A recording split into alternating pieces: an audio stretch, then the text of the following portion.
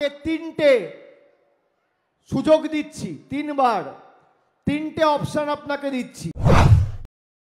তাহলে আমি তিনটে রাস্তা আপনাকে দিচ্ছি, আপনাকে তিনটে চয়েস দিচ্ছি, আপনাকে তিনটে অপশন দিচ্ছি, আপনাকে তিনটে সুযোগ দিচ্ছি, তিনবার তিনটে অপশন আপনাকে দিচ্ছি। আপনি এই তিনটের মধ্যে যদি একটা পূরণ করেন, আমি রাজনীতি ছেড়ে দেবো, কথা দিয়ে গেলাম আজকে এই মালতীপুরের মাটিতে। প্রথম অপশন, আমি আপনাকে তিনটে সুযোগ দিচ্ছি। প্রথম সুযোগ কি, যে বাংলার 1,64,00,00,000 টাকা আপনারা গায়ের জোরে আটকে রেখেছেন, 1 মাসের মধ্যে টাকাটা ছেড়ে দিন যাতে মানুষ পায়, আমি রাজনীতি ছেড়ে দেবো। 2 নম্বর, বিজেপির নেতারা বলছে আবাস যোজনায় কেন্দ্র টাকা পাঠিয়েছে। আমি বলেছি 2021-এর পর আর 17-18 সাল থেকে যে আবাস প্লাসের তালিকা তৈরি হয়েছিল, আপনি 4,000 কোটি ছেড়ে দিন, 400 কোটি ছেড়ে দিন, 40 কোটি ছেড়ে দিন, 4 কোটি ছেড়ে দিন। যদি কেন্দ্র সরকার 10 পয়সা দিয়েছে, আপনি প্রমাণ করতে পারেন 10 পয়সা দিয়েছে, আপনি প্রমাণ করতে পারেন 21 সালের পরে, আমি রাজনীতি ছেড়ে দেবো, শ্বেতপত্র প্রকাশ করুন। আর তৃতীয়, আমি যেখান থেকে লড়াই করছি ডায়মন্ড হারবার, এখনো সময় আছে, আপনি মনোনয়ন দিয়ে আমার বিরুদ্ধে লড়াই করুন, আমাকে হারান, রাজনীতি ছেড়ে দেবো।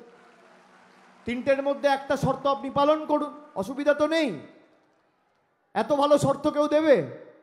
ভারতবর্ষে কেউ দেবে না, কেউ দেবে না। আমি বলছি যে কোনো একটা, তিনটে করতে বলছি না, আমি বলছি যে কোনো একটা যদি আপনি করে দেন, তাহলে আমি রাজনীতি ছেড়ে দেবো।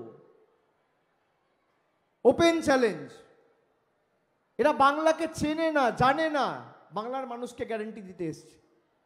এই খগেন মুর্মু, জিজ্ঞেস করুন যে মানুষের 100 দিনের টাকা যখন বন্ধ ছিল, একটা চিঠি লিখেছিলে কেন্দ্রকে যে গরিব মানুষের টাকা বন্ধ করে রেখেছো, অনৈতিক, ছেড়ে দেওয়া উচিত? একটা চিঠি দেখাতে বলুন, দেখাতে বলুন, দেখাতে পারবে না। এই যে মানুষের আবাসের বাড়ির টাকা বন্ধ, খগেন মুর্মুকে জিজ্ঞেস করুন একটা চিঠি লিখেছে?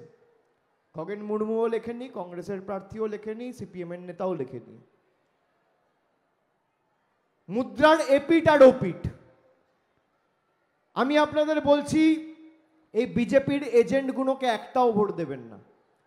যদি বিজেপিকে উচিত শিক্ষা দিতে হয়, তাহলে একমাত্র ভরসা কিন্তু তৃণমূল।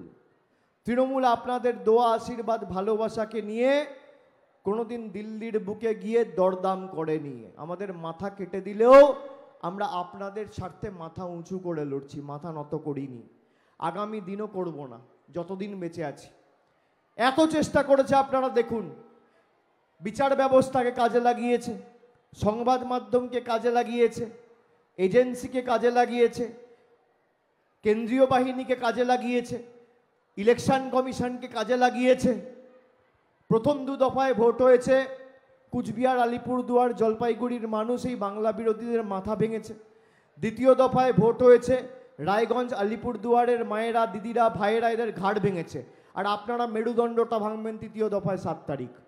চূর্ণ বিচূর্ণ করতে হবে এদের ঔদ্ধত্য, দম্ভ এবং অহংকার।